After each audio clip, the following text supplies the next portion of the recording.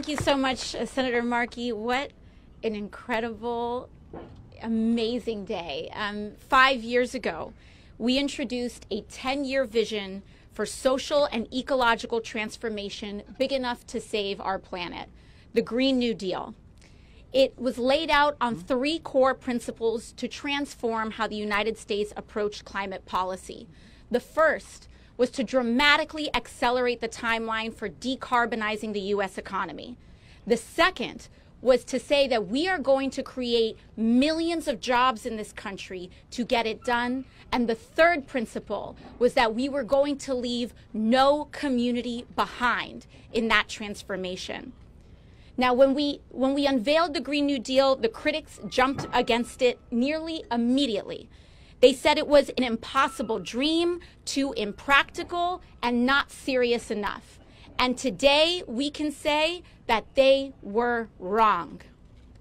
In the last 5 years, we have made major strides in tackling the climate crisis and creating millions of jobs by building together a diverse coalition of people committed to a better future. From community organizers and frontline climate activists to labor organizers and everyday working people, we are winning with a movement that rejects a dystopian future left to us and is committed to building a new one. It was Green New Deal organizing across the country that paved the way for the Inflation Reduction Act, the largest ever federal investment in U.S. history to tackle the climate crisis and invest in a clean energy economy.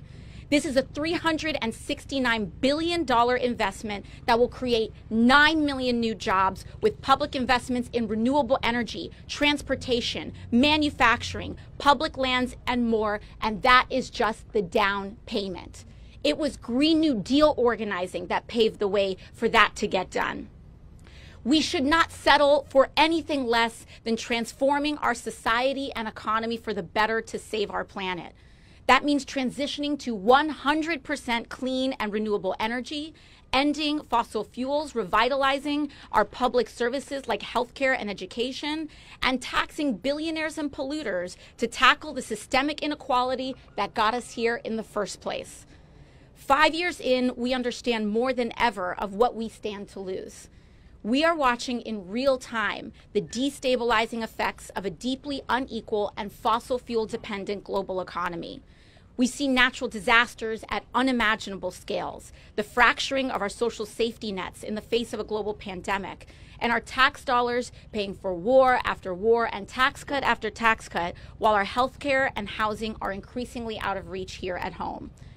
We know that this is all to the benefit of powerful corporations and the very wealthy few who stand to profit from squeezing the people of this country and the planet to the very brink.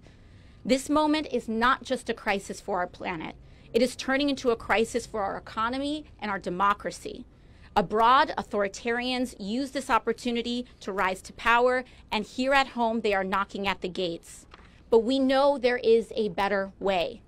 The time is now to create sustainable prosperity for all, not just the very few. And in transitioning to a clean economy, we can create millions of jobs in construction, manufacturing, education, engineering, and beyond. And we have already started. We can tackle the environmental injustices of communities poisoned by toxic exposure and polluted air and water. We can build housing that's actually affordable for everyday Americans and raise the standards of life and labor to fight for guaranteed health care and expanded caregiving for all who need it. The powerful say it's impossible. Don't listen to them. It's not only possible, but we have already started to win. With organized labor, the movement has won historic contracts for the United Auto Workers, the Teamsters, and others. Through bold climate action, climate protectors successfully convinced President Biden just recently to pause all new approvals for liquid natural gas export products. That just happened. And through youth action, we've won an American Climate Corps.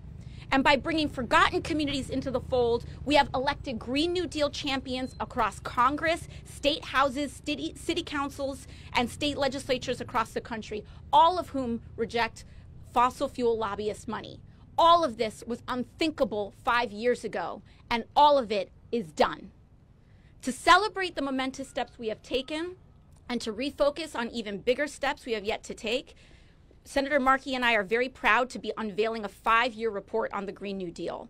This report will provide organizers, offices, and organizations with the tools necessary to communicate what we've accomplished in the last 5 years and where we plan to go from here. It includes a timeline, examples of Green New Deal projects, and a policy primer for what comes next. And I cannot thank each and every one of you enough for refusing to give up. We have no choice but to win this fight. And it is our insistence on a better future that will make it so. That's why the next decade of the Green New Deal is not only necessary, but far more possible than ever before.